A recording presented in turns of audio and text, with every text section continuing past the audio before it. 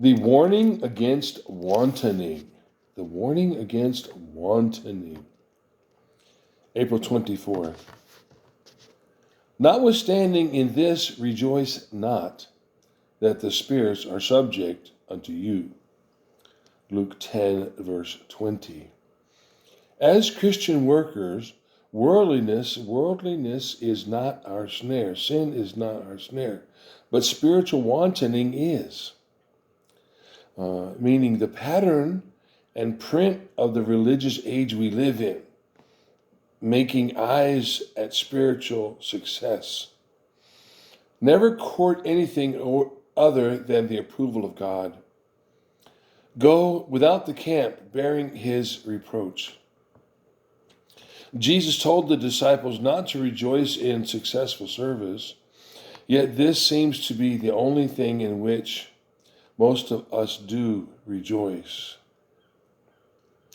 Jesus told the disciples not to rejoice in successful service, and yet this seems to be the one thing in which most of us do rejoice. We have the commercial view. So many souls saved and sanctified, thank God now it is all right. Our work begins where God's grace has laid the foundation. We are not to save souls, but to disciple them. Salvation and sanctification are the work of God's sovereign grace. Our work as his disciples is to disciple lives until they are wholly yielded to God.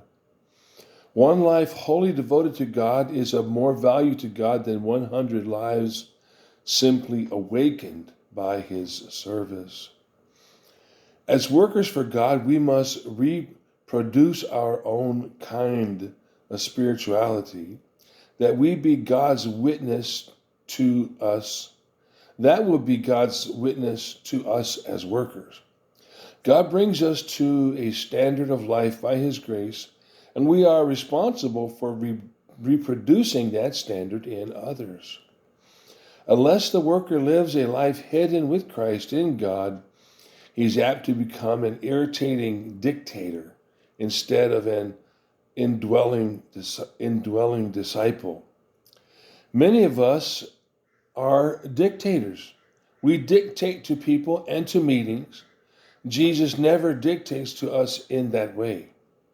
Whenever our Lord talked about discipleship, he always prefaced it with an if, never with an emphatic assertion, you must. Discipleship carries an option with it.